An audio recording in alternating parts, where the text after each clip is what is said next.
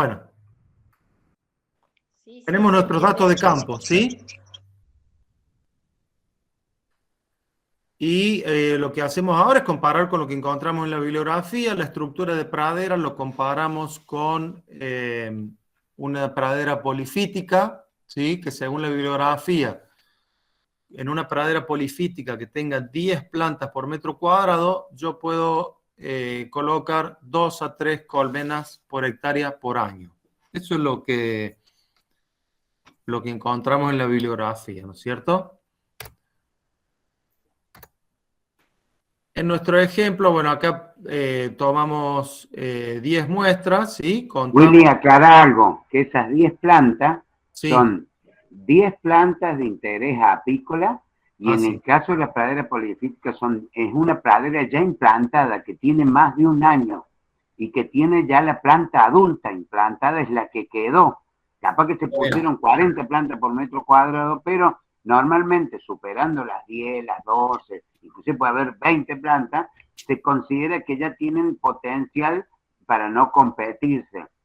¿Se entiende? Tomando como esa estructura una pradera polifítica de leguminosas. Esa fue la comparación con la que se lo hizo.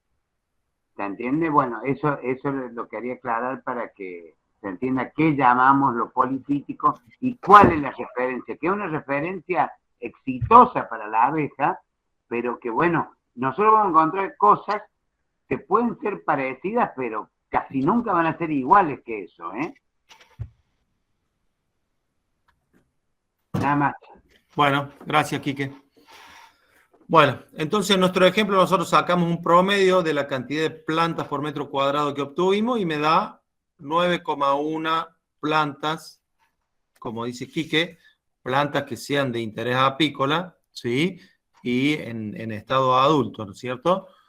9,1 plantas por metro cuadrado. Que es más o menos, algo más o menos lo vamos a considerar similar a lo que me dice la bibliografía de 10 plantas por metro cuadrado. En cuanto a la estructura de monte, ¿sí? Lo que encontremos a campo lo vamos a comparar con un monte frutal, ¿sí? De frutales de carozo y pepita, como puede ser el duraznero o el almendro. Vamos a comparar nuestra estructura de monte con ese arreglo espacial ordenado. Un monte frutal que puede tener entre 500 y 800 plantas por hectárea. Según la bibliografía, ahí podríamos colocar de 2 a 4 colmenas por hectárea por año. ¿Sí? Entonces, esta sería la planilla resultante de nuestro relevamiento. En el ejemplo tomamos como que hicimos 4 transectas, ¿sí? Cada una tiene 120 metros cuadrados de superficie y acá contamos. Por ejemplo, en la transecta 1, en esos 120 metros encontramos 6 algarrobos. ¿Dónde está el curso? 6 algarrobos, 4 espinillos, 6 chañares, ¿sí? Acá tenemos el total de plantas y acá en esta columna de acá, no sé si la ven, os muevo muy rápido, tenemos el total, digamos, para los 480 metros cuadrados. Acá lo que hacemos es pasarlo a plantas por hectárea. ¿Y qué hacemos con estos datos? Bueno, ahí están las imágenes de un monte frutal ahí y una imagen de lo que podría ser un monte. ¿Sí?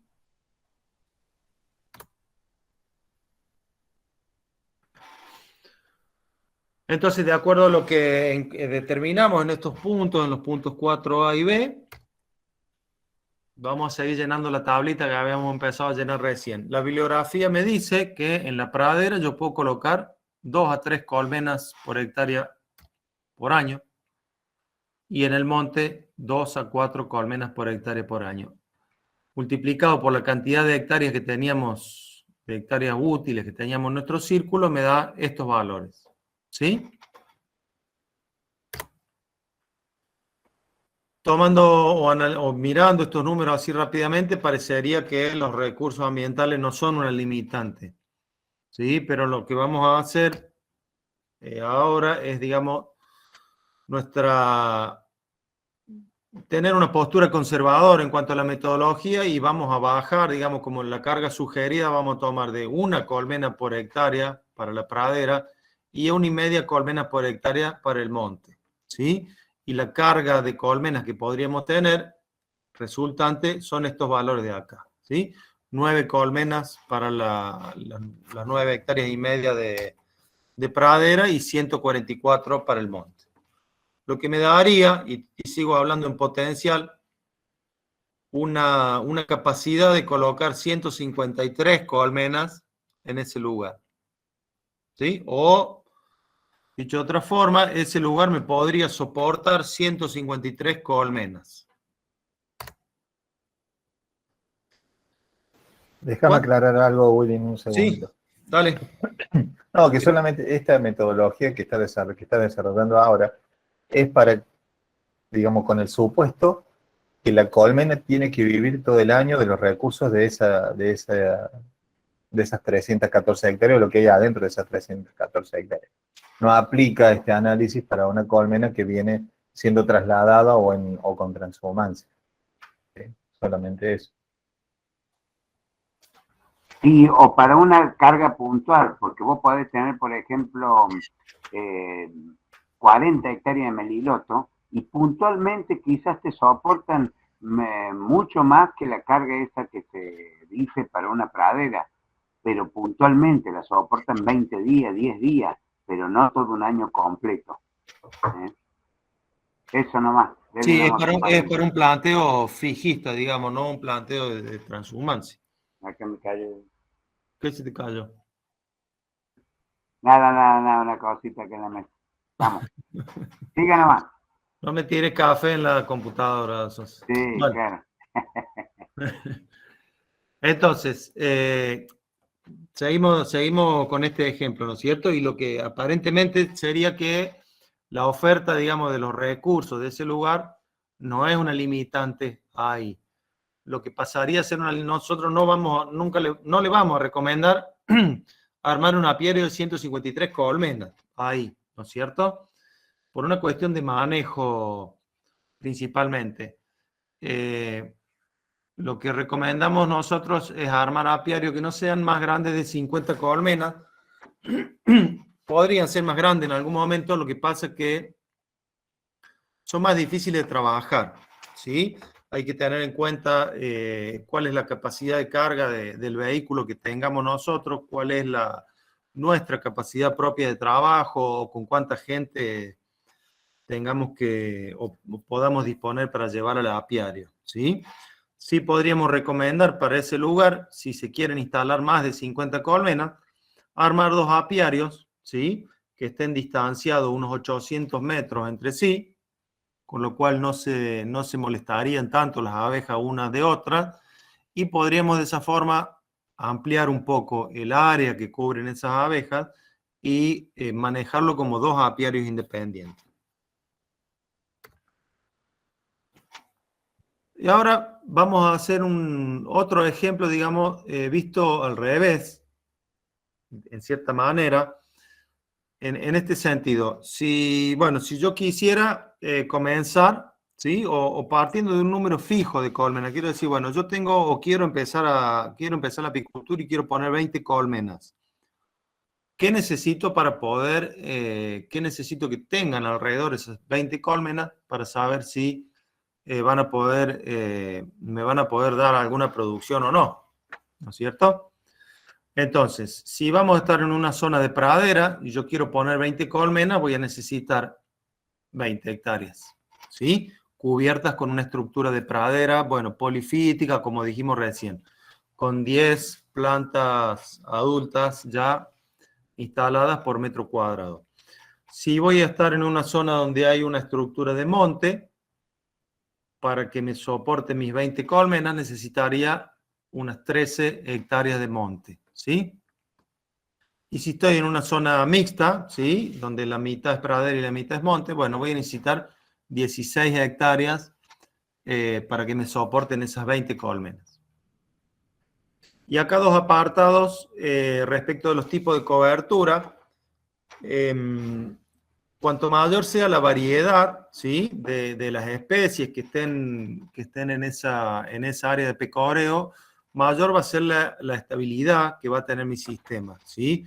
Cuanto más extendidas estén las floraciones en el tiempo, va a ser más fácil para la colmena la subsistencia en ese lugar. Si yo lo que tengo es un monocultivo y la floración está muy concentrada, como decía aquí, que por ejemplo el Melilotus, que es una especie que es muy nectarífera, si se dan las condiciones climáticas, digamos, produce mucho néctar y se puede producir mucha miel a partir del Melilotus, pero si lo único que hay es Melilotus, y bueno, yo voy a tener una floración muy concentrada en el tiempo y después me voy a tener que llevar esas colmenas porque, no sé, si la floración dura un mes o 2 meses, el resto del año las abejas no van a tener recursos para su mantenimiento. Si bien, cuando esté florecido, yo podría colocar muchas colmenas ahí y obtener mucha miel. Bueno, ¿cuándo producen las colmenas? ¿O cuándo encuentran recursos las colmenas en el ambiente para poder producir lo que nosotros querramos que produzcan? ¿Qué es una curva de floración? Ustedes ya vieron lo que es una curva de población, ¿sí? Como la población de las colmenas disminuye en invierno, bueno, crece en primavera, lo mismo, lo que ya mencionamos. Las curvas de floraciones, o la curva de floración también es una curva que es una curva que tiene, digamos, variaciones estacionales, ¿sí? En algún momento del año no voy a tener floraciones, después van a ir aumentando, voy a tener un máximo y después va a volver a disminuir. Entonces, en base a los relevamientos que hicimos en el campo, ya conocemos cuáles son las especies que tenemos, ¿sí? Qué cantidad de plantas tengo por hectárea de cada especie. Lo que vamos a hacer es consultar bibliografía especializada, ¿está? Que me diga primero, si las especies que yo encontré realmente son aportantes de néctar, de polen o de ambos, ¿sí? O sea, si pertenecen a lo que llamamos flora apícola y en qué época me van a dar ese recurso. Acá mostramos una imagen con la portada de un libro, ¿sí? Donde hay, bueno, hecho por gente de la Facultad de Ciencias Agropecuarias, entre otros, en donde se detalla la flora del bosque nativo, ¿sí? Y en algunas, o sea, en las plantas que aportan recursos para la abeja, está detallado, ahí ven en esa ficha. Esta ficha que yo tomé la imagen es del algarrobo, ¿sí? Algarrobo negro creo que era. Y bueno, uno de los apartados es el uso apícola de esa especie. ¿Está? Entonces tenemos un catálogo con un montón de especies del monte nativo y las que tienen interés apícola está detallado acá. ¿Sí? Brinda múltiples recursos a la colmena, aporta polen y néctar, ¿está? Consideraciones acerca de la miel que se puede obtener de esa planta. Y ahí empezamos acá a mencionar algunas de las especies que producen néctar. Néctar y polen o polen son. Y cuando florecen, ¿sí? No me sirve solamente el dato si florece o no florece, o si me aporta néctar o no. Si lo que yo quiero es armar la curva de floración, necesito saber en qué época del año voy a tener ese recurso. Nos cambiamos de libro, ¿sí? Y acá encontramos un gráfico, un esquema de la época en que estas especies están en flor, ¿sí? Tomé el mismo ejemplo del algarrobo blanco, no algarrobo negro. Y acá me dice la época, o un rango, digamos, en donde esta especie está florecida, septiembre, octubre y noviembre. Y bueno, y la época en que están los frutos también, ¿sí? Por supuesto que el mismo árbol no va a estar florecido 3 meses, sino que es un rango de tiempo, comenzará a principios de septiembre, ¿sí?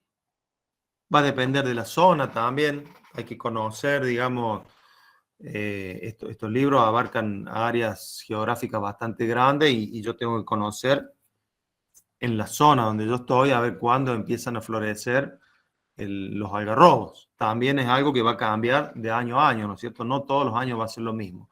Pero a mí me da una idea y me va permitiendo determinar en qué épocas los árboles o las plantas que producen recursos para las abejas los van a ofrecer. Oh, me salí. Perdón, Enrique, Sí, te hago una acotación. Esos son sí, dos ejemplos de bibliografía. sí. Hay mucha otra bibliografía que de hecho va a estar subida al aula virtual, pero también hay, por ejemplo, revistas de difusión como la revista Espacio Apícola, donde recurrentemente hay eh, publicaciones de la flora apícola de muchas partes de Argentina. Hay de Córdoba principalmente, creo que entre la revista número 65 y 80 más o menos, hay varias publicaciones donde se logró hacer el mapa apibotánico de los departamentos del oeste de la provincia de Córdoba, por ejemplo. Sí, hay un trabajo de investigación de mucho tiempo, de más de 7 años, donde se hizo ese aporte. Pero hay mucha, el INTA tiene un montón de publicaciones que, bueno, después nos vamos a poner de acuerdo para ver cómo se lo subimos. Así que también en la Universidad de Río Cuarto han hecho sus aportes en cuanto al relevamiento de sanidad, de floración. Entonces, bueno, hay mucho para ofrecer, no solamente esas dos publicaciones. Una de esas dos publicaciones es creo que Pablo de Mayo, ya tiene sus años, hay una versión muy nueva, esa que está mostrando justamente Enrique. Hay una edición, creo que de hace un par de años, es una preciosidad para mí personalmente esa publicación. ¿Sí? Pero Y la anterior, no editaron más de eso. ¿Y este? El de Ulla Carlin. el de ULA, claro, el de ULA tiene la publicación vieja, hay una Sí. edición nueva y hay otra parte nueva que es creo que la flora patagónica. Esto lo que ven ahí es árboles nativos del centro de Argentina. Y hay otra publicación que es muy nuevita, debe tener, no sé si más de un año, que viene o de los árboles patagónicos, o de la región patagónica, una cosa. Pero es precioso ese libro. Para mí es un libro más que de lectura informativa. Es algo para leer en la noche, porque cuenta cosas de los aportes de cada una de esas especies. No solamente apícola. Lo apícola es una anécdota, pero sí los periodos de floración, cómo son las hojas, cómo reconocerlos, ¿sí? Que es importante también. Y la otra publicación fue algo también en conjunto que se hizo con otras cátedras de la facultad, donde, bueno, se habla de la flora del bosque nativo del centro de Argentina, pero con los aportes no solamente de apícola, y la apícola también son pequeñas cosas que se van diciendo de lo que, no de todas las especies, porque ahí, como también ven, tiene valor paisajístico y tintorio. Esas plantas tienen, ¿sí?, otros atributos que, bueno, están plasmados ahí en ese libro. Y nosotros aportamos desde el punto de vista de la apicultura. Ahí están. Qué Hay otro, mira, para mencionarlo también hay otro librito que se hizo también con un proyecto donde también intervino la Subsecretaría de Agricultura Familiar, que eso yo se lo voy a cargar. Eso lo escaneamos porque fue una publicación de 300 ejemplares que se hizo también, un proyecto muy, muy extenso, donde que habla justamente de esto, flora nativa del arco noroeste de la provincia de Córdoba. ¿Sí? No está ahí las fotitos, pero eso yo me comprometo a subirlo, porque habla creo que algo así como unas casi 20 especies y su aporte apícola del arco noroeste, que va desde el departamento San Javier hasta departamento Río Seco. Un relevamiento que se hizo y, bueno, algo parecido a lo que está mostrando en la fotito ahí, con el periodo de floración, fructificación, reconocimiento y su aporte a lo apícola. ¿Sí? Pero bueno, no quiero seguir. Hacete un catálogo, Diego, lo subí al aula virtual. Sí, en realidad, no puedo saber que en realidad esa fue una edición que, bueno, se llevó, se mandó a Buenos Aires y, bueno, mandaron los 300 ejemplares solamente, que fueron distribuidos a los apicultores de esa zona. Bueno, Así que, pero bueno, eso yo lo digitalicé, lo escaneé, truchamente escaneado, en el sentido de que no será la mejor foto, pero sí la información está. Quedó como este que hice yo. Claro, una Claro, cosa así. medio doblado. Una cosa así. Pero no, Ahí eso han está subido- disponible. Silvina subió la página de la espacio apícola en donde, Claro, bueno, donde está el pueden mapa empezar pivotánico del oeste de Córdoba. Bueno, Sí, pero eso fue el corolario. Hay muchas publicaciones anteriores de cada uno de los departamentos, de departamento de San Javier, San Alberto, Minas, Cruz del Eje, Pocho. ¿Sí? Exacto. Son 5 departamentos que se relevaron y tiene cada uno su publicación en el espacio apícola. Y al final, el corolario fue el mapa pivotánico del oeste. Así que bueno, no Dámelo a quiero... Willy que termine, Diego. dale, Sí, sigamos. vamos que falta poco.